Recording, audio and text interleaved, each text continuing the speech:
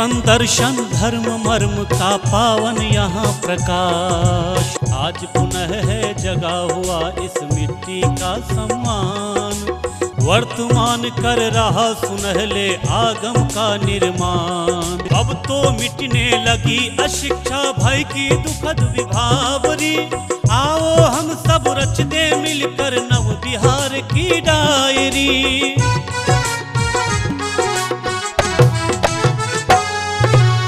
नमस्कार, Bihar video diary में आपका स्वागत है।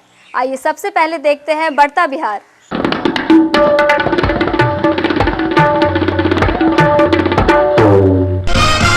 राज्य निवेश प्रोत्साहन परिषद ने अब तक कुल 301 प्रस्तावों को किया स्वीकृत। इससे सूबे में 1.5 लाख करोड़ रुपए का निवेश होगा, साथ ही 1.5 लाख नए रोजगार के अवसर पैदा होंगे।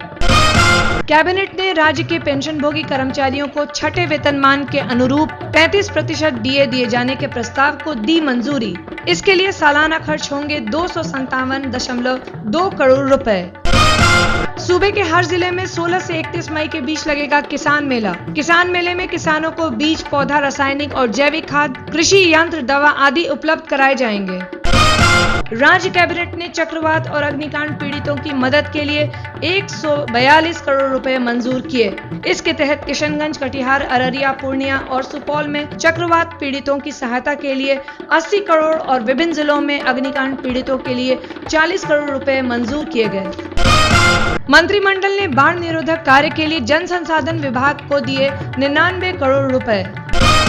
राज्य में शैक्षणिक गतिविधियों की निगरानी और आंकड़ा संग्रह के लिए बिहार राज्य शिक्षा विकास निगम का गठन किया गया है। राज्य कैबिनेट ने मुख्यमंत्री अक्षर आंचल योजना के तहत चालू वित्तीय वर्ष के लिए 19.14 करोड़ रुपए किए मंजूर। मंत्रिमंडल ने हाजीपुर, बेगूसराय और बक्सर में सीवरेज निर्माण के लिए 253.97 करोड़ रुपए किए मंजूर। कैबिनेट ने रेल परियोजनाओं को जल्द पूरा करने के लिए रेल मंत्रालय और जल संसाधन विभाग द्वारा तैयार प्रस्ताव को दी मंजूरी।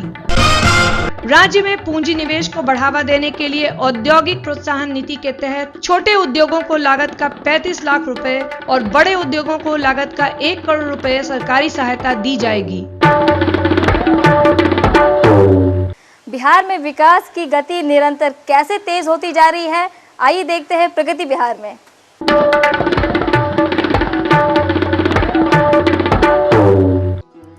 दूर दराज के ग्रामीण इलाकों में रहने वाले लोगों के दरवाजे तक पहुंचकर उनकी समस्याओं से रूबरू होने और उसका निराकरण करने तथा प्रशासन को अधिक जवाबदेह और संवेदनशील बनाने के साथ ही विकास का जायजा लेने के लिए मुख्यमंत्री नीतीश कुमार विश्वास यात्रा पर निकले।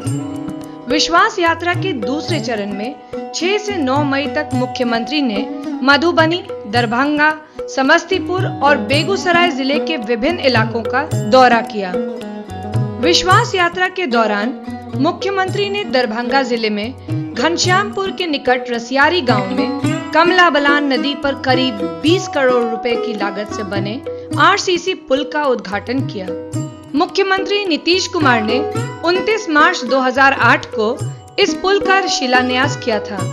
2 साल में ही इस पुल का निर्माण कार्य पूरा कर लिया गया है। हम रोज सुबह जिले के गांव में पहुंचते हैं और विभिन्न प्रकार की जो योजनाएं चल रही हैं उसका जायजा लेते हैं। हम जमीनी हकीकत जानना चाहते हैं, इसलिए हम उन गांव में जाकर कहीं स्कूल देखते हैं, कहीं आंगनबाड़ी केंद्र, कहीं जन वितरण प्रणाली, कहीं नरेगा का काम।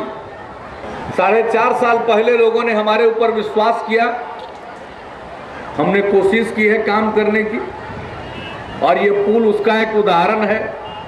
अगर पुल को ही लीजिएगा तो गंगा नदी पर हम अभी 2 पुल और महासेतु बनाने जा रहे हैं। आरा छपरा के बीच में और बख्तियारपुर और ताजपुर है समस्तीपुर जिले में, उसके बीच में तो बड़े बड़े पुलों का निर्माण, मुख्यमंत्री सेतु योजना के अंतर्गत सैकड़ों पुल का निर्माण और कुल मिलाकर के अभी पुल निर्माण निगम के पास 4,500 करोड़ के लागत की योजनाएं। जिला मुख्यालय से 80 किलोमीटर दूर सुदूर पिछड़े इलाके के लोगों का कमला बलान नदी पर पुल एक सपना था जो हकीकत में बदल गया। आजादी के 6 दशक बीत जाने के बाद पहली बार रसियारी और आसपास के लोगों को इस पुल के निर्माण से विकास का एहसास हुआ।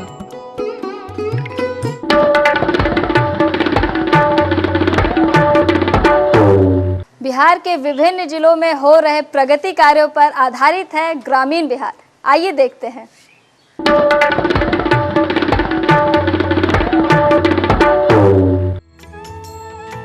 राज्य में कृषि को बढ़ावा देने के साथ ही सरकारी योजनाओं और छोटे घरेलू उद्योगों की विस्तृत जानकारी उपलब्ध कराने के लिए प्रखंड स्तर पर कृषि विकास उत्सव का आयोजन किया गया। उत्सव के दौरान विशेषज्ञों ने विभिन्न पहलुओं की तकनीकी जानकारी भाग ले रहे किसानों को दी। इस आयोजन में बक्सर जिले के किसानों ने बढ़ चढ़कर भाग लिया और प्रशिक्षण का लाभ उठाया। जिले के सदर प्रखंड में कृषि प्रौद्योगिकी प्रबंध अभिकरण आत्मा द्वारा कृषि विकास उत्सव का आयोजन किया गया था।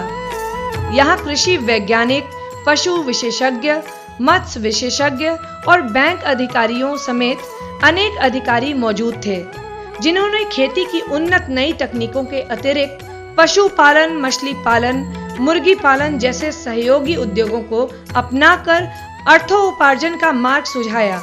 साथ ही इसके लिए उपलब्ध सरकारी अनुदानों पर भी विस्तृत जानकारी उपलब्ध कराई। कृषि विकास उत्सव में किसानों की समस्याएं, उनके जितनी भी विभाग से जुड़े आवेदन हैं, मिट्टी जांच, भूगर्भ सिंचाई योजना, अन्य जितने भी प्रकार की जितनी भी कल्याणकारी योजनाएं हैं, मत्स्य पालन, उद्यान आदि से, तो सभी आवेदनों को संग्रह कर शीघ्र कृषि उत्पादन सह किसान मेला के वक्त में निष्पादन करना। उत्सव के दौरान खेती के आड़े आ रही किसानों की समस्याओं का निदान करते हुए विशेषज्ञों ने प्रत्येक फसल के पूर्व मिट्टी की जांच कराने की आवश्यक सलाह दी।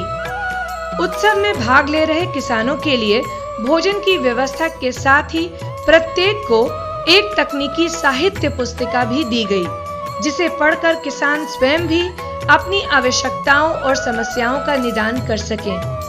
उम्मीद है खरीफ फसल के ठीक पहले किए जा रहे सरकार के इन प्रयासों से राज्य के किसानों को काफी फायदा होगा। आइए बिहार प्रतिभा में हम आपकी मुलाकात करवाते हैं डॉक्टर आरएन सिंह से।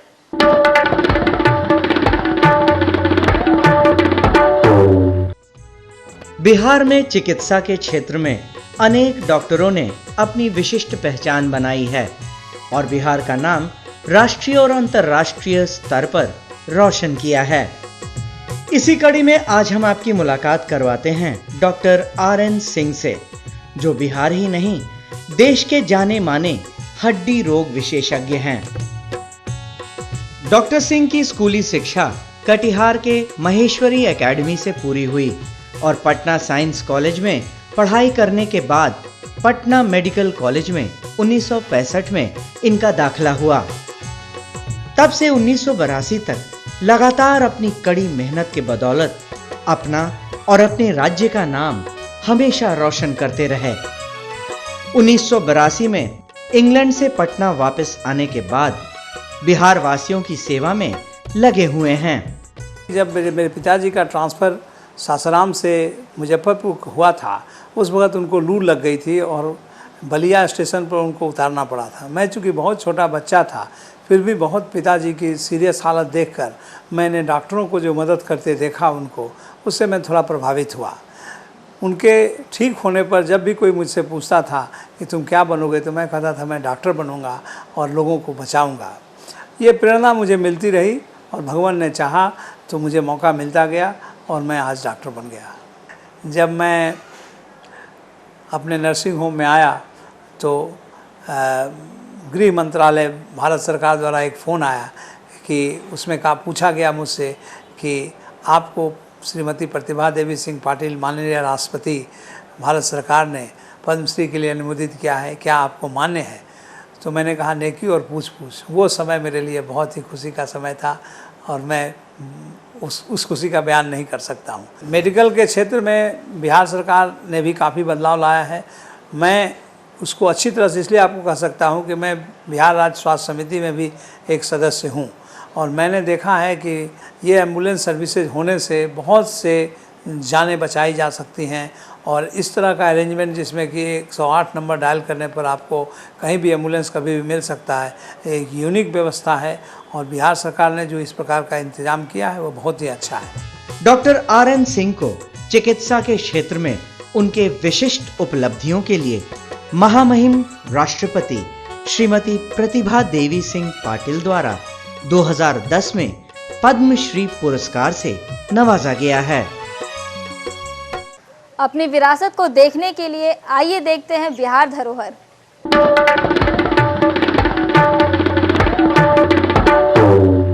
पटना से 110 किलोमीटर की दूरी पर स्थित है केसरिया का यह स्तूप। यह विश्व का सबसे बड़ा स्तूप है जिसकी ऊंचाई 104 फीट है। कहा जाता है कि परिनिर्वाण के पूर्व भगवान बुद्ध ने कुशीनगर जाते समय यहां पर कलमा सूत्र नामक धर्म संदेश दिया था। कुशीनगर प्रस्थान के समय जब अपने साथ आ रहे अन्य ग्रामवासियों को आने से मना किया गया था तब वे उदास हो गए थे। तभी उन्हें बहलाने के लिए भगवान ने अपना भिक्षा पात्र उनकी ओर उछाल दिया था। इसी याद में यहां पर यह स्तूप बनवाया गया। बिहार वीडियो डायरी में आज के लिए बस इतना ही। अगले शनिवार फिर होगी आपसे मुलाकात। तब तक के लिए जय बिहार।